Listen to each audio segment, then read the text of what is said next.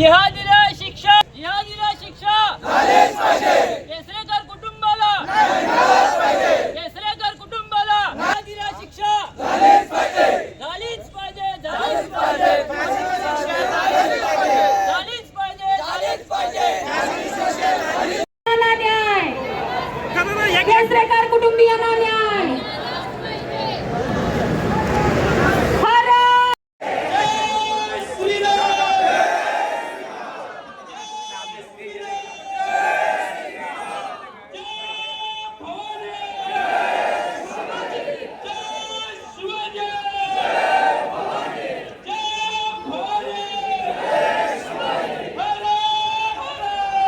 केसरेकर कुटुंबियांना न्याय।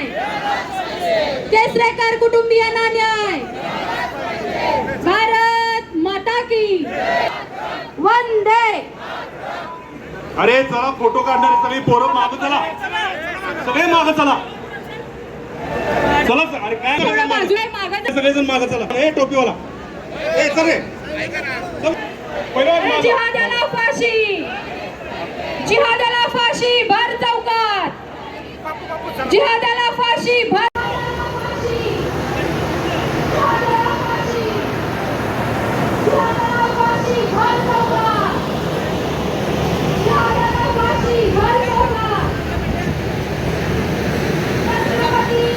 शिवाजी महाराज की धर्मवीर छत्रपति श्री संभाजी महाराज की भारत माता की हिंदू धर्म की जय भवानी।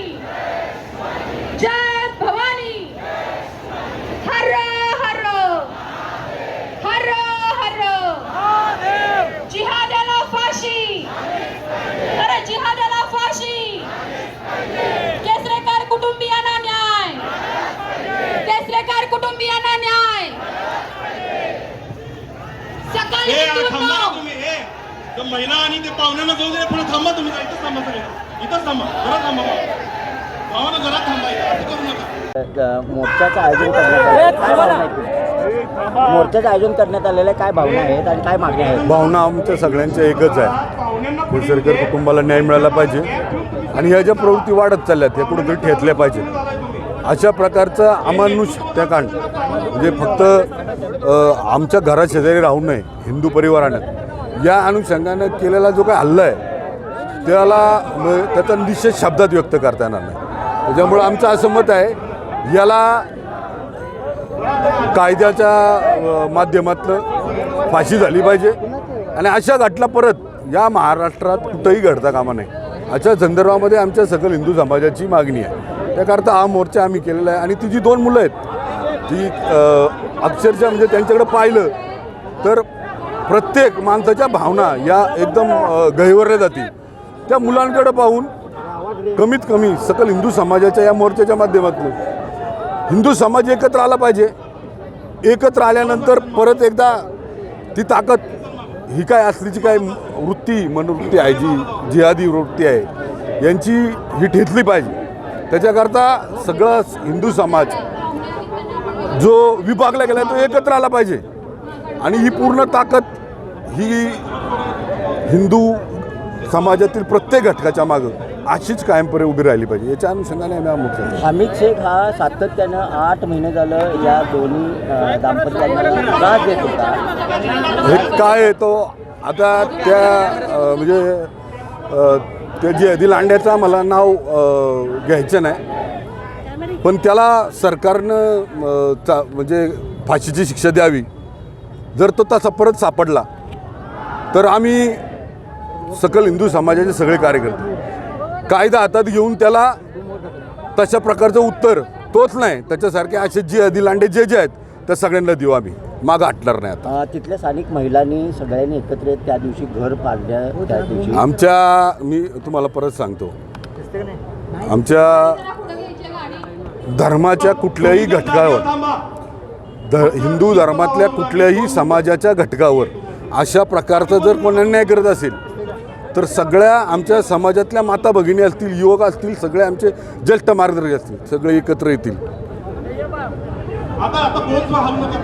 आम्हाला ही आमच्या धर्माची शिकवणच आहे आपल्या धर्माचं संरक्षण करताना, आपल्या धर्मातल्या प्रत्येक घटकाचं संरक्षण करताना वेळप्रसंगी तलवार हातात घ्यायला लागली तरी घ्यायची.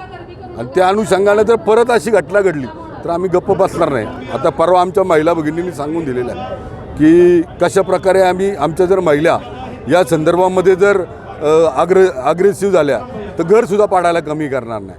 अशा प्रकारची भूमिका आमच्या सगळ्यांची आहे. त्यामुळं कायद्याच्या माध्यमातून त्याला सजा व्हावी आणि सकल हिंदू समाजाच्या माध्यमातून ही जी 2 मुलं आहेत, एक मुलगी आणि मुलगा, त्यांचं वय पाहता सकल हिंदू समाजानं या सगळ्या मुलांच्या मागं पूर्ण ताकदीने उभं राहावं, ही एक आमची भूमिका यामध्ये आहे. त्यांना सतत 8 महिने झालं त्रास देत होते. ते जर त्यांनी सांगितलं असतं कोणाला, काय झालं माहिती का, हा कुणी कुणाला सांगण्याचा विषय हा आता बाहेर पडला आहे, सगळा उद्रेक झाला आहे त्याचा. आता या गोष्टी लपवून राहणार नाहीत. इथून मागं जे पण काही पुरोगामी सेक्युलर विचाराची जी लोकं होती, काही झालं की गुन्हेगाराला धर्म नसतो असं म्हणतात. आता त्यांना माझा प्रश्न राहील की या गुन्हेगाराने धर्म पाहून त्रास दिला, धर्म पाहून हत्याकांड केलं, मग याच्याबद्दल काय म्हणणार सेक्युलर लोक? तर त्या सेक्युलर लोकांना माझं सांगणं आहे, ही परिस्थिती आज या कुटुंबात सरकारी परिवारावर घडली ना, उद्या तुमच्या परिवारावर घडू शकते. त्याच्याकरता सुद्धा तुम्ही सगळ्यांनी जरा स्वतःचं आत्मचिंतन करा. आणि फक्त सेक्युलर सर्व धर्म समभाव हा फक्त हिंदूंसाठीच आहे, हे डोक्यातनं काढून टाका. आता हिंदू सेफ तर आम्ही सगळे सेफ, या अनुषंगाने सगळ्यांनी आता पुढं आलं पाहिजे. राज्यातल्या सर्वांना काय वाटतं? राज्यातल्या सगळ्यांना आमचं आव्हान राहील. आज या ठिकाणी संग्रामभाई जगताप आहेत, आमचे नेते गोपीचंद पडळकर साहेब आहेत. आम्हाला सगळ्यांना या माध्यमातून किंवा आमचे सकल हिंदू समाजाचे जेवढे लोक आहेत, आज बेळगावहून हे लोक आलेत. बेळगावच्या त्या ठिकाणी त्यांनी बेळगावमध्ये अशाच प्रकारचं आंदोलन त्यांनी त्या ठिकाणी केलं आणि तिथलं गव्हर्नमेंटला, त्याचबरोबर आपल्या राज्याचे जे मुख्यमंत्री आदरणीय देवाभाऊ त्यांनाही निवेदन त्यांनी दिले. बेळगावनी लोक आज त्याचा निषेध करून इकडे आलेत. म्हणजे एक प्रकार भारतातला सगळा हिंदू जागा झालेला आहे. तर मला असं वाटतं की इथून पुढं या जिहादी लांड्यांनी थोडंसं सावध राहावं, अन्यथा दशाल तसं उत्तर आम्ही देऊ. मुख्यमंत्र्यांना काय बोलणं झालं काय? मुख्यमंत्र्यांना आमचं या निमित्तानं मागणी राहील.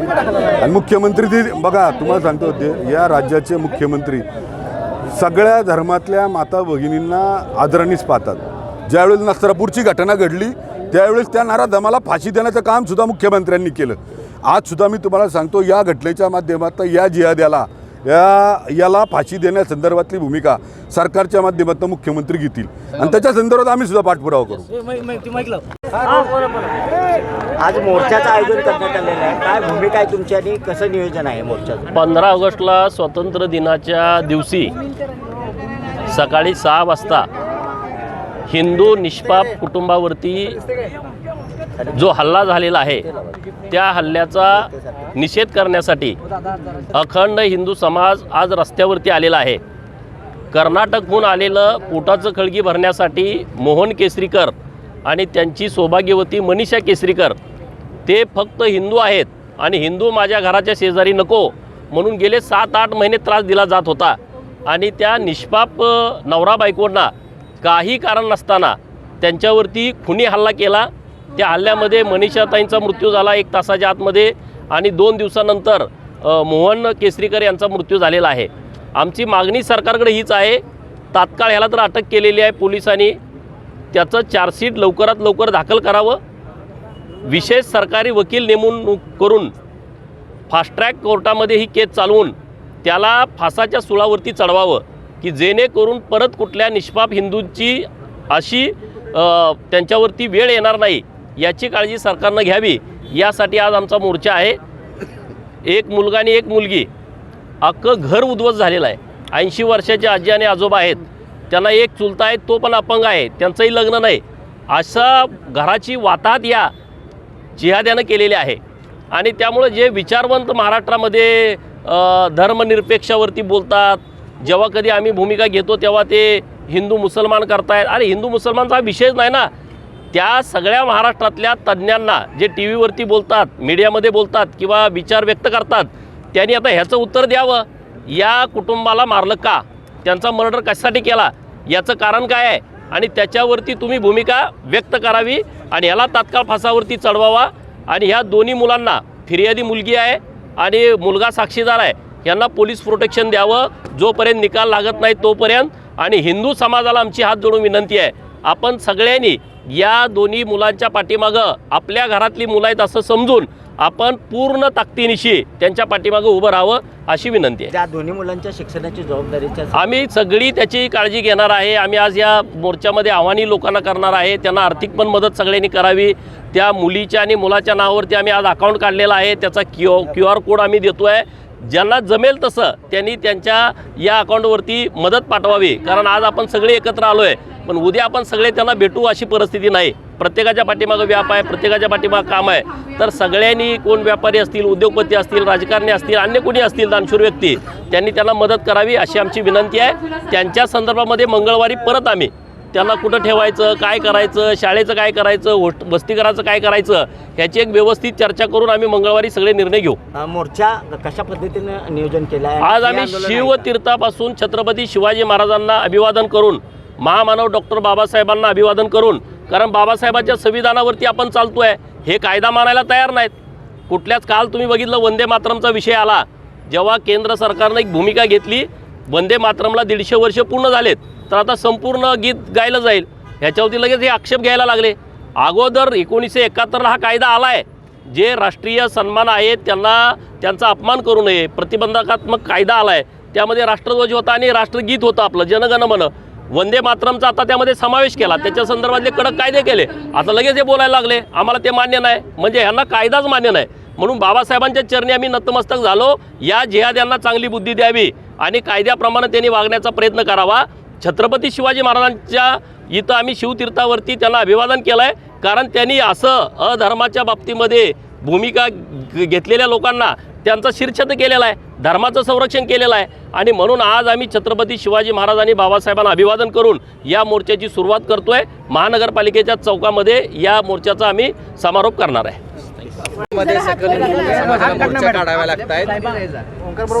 आपण पाहतो की आत्ताच आता पडळकर साहेब असतील किंवा महिजाद असतील, या दोघांनी आपल्याला या बाबतीमधले भावना व्यक्त केली आणि माझ्या देखील त्याच भावना आहेत की ह्या घटना ज्यावेळेला महाराष्ट्रामध्ये, देशामध्ये वारंवार घडतात, की अशी परिस्थिती नाही, जिथं जिथं या लोकांची संख्या वाढत जाती, जोपर्यंत संख्याबळ नाही तोपर्यंत काही करत नाहीत, पण संख्या वाढल्यानंतर मात्र जिहादाची उत्पत्ती ही आपल्याला झालेली पाहायला मिळते. त्यामुळं ह्या जिहादाच्या विरोधामध्ये कुठंतरी महाराष्ट्रामध्ये, देशामध्ये काम करणं आवश्यक आहे.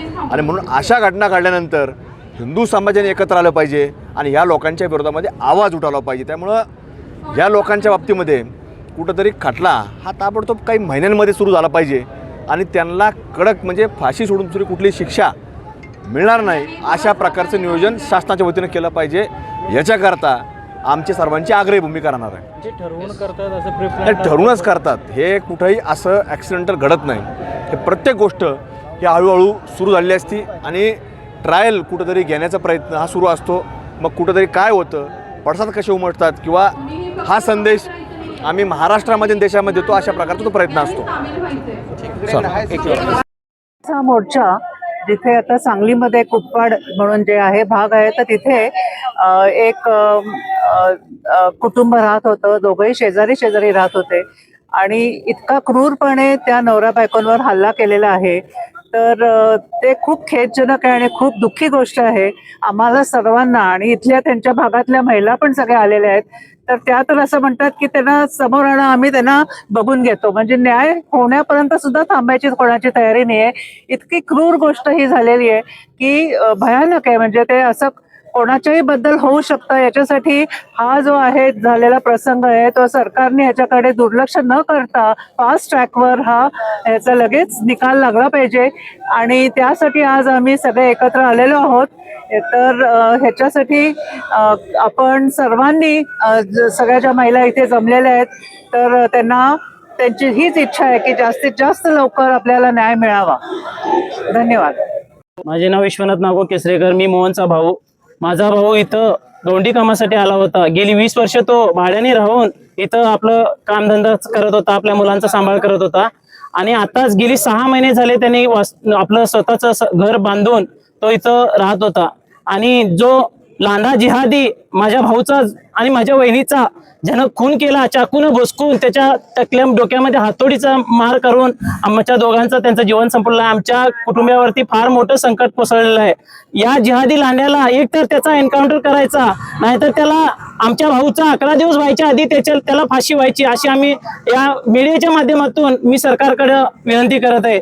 एक तर बघा, आज कालची सुद्धा गोष्ट आहे, 9 महिन्याच्या मुलीवरती अत्याचार केलेला आहे, 9 महिन्याच्या मुलीचा बलात्कार करून खून केलेला आहे. हे जिहादी लांडे असे सगळ्या ठिकाणी इथं आहेत, कुठं नाही तसं नाही, सगळीकडे आहेत. आणि याचा पण सरकारनं शोध लावून हे जिहादी कुठं कुठं बाहेरून येऊन इथं आपल्या महाराष्ट्रामध्ये, कर्नाटकामध्ये जे जिहादी आपल्या लहान लहान मुलींवरती बलात्कार करत आहेत, अत्याचार करत आहेत. आज आमच्या कुटुंबावर जी घटना घडली, ही घटना परत दुसऱ्या कुटुंबावर घडू नये अशी आमच्या समस्त गावकरी आम्ही इथे उपस्थित झालेलो आहेत. आमच्या गावच्या वतीनं आज आम्ही प्रशासनाला व SP ऑफिसला निवेदन दिलेलं आहे की या आमच्या ज्या आमच्या भाऊनं इथं रोजगार करून घर सांभाळलं, घर बांधलं होतं आणि त्यांचा मृत्यू भयानक असा त्यांनी क्रूरपणे हत्या केली. या जिहादी लांड्याला आमच्या 11 दिवस व्हायच्या आधी त्याला फाशी तर झाली पाहिजे, नाही तर सरकारनं त्यांना एन्काउंटर केला पाहिजे.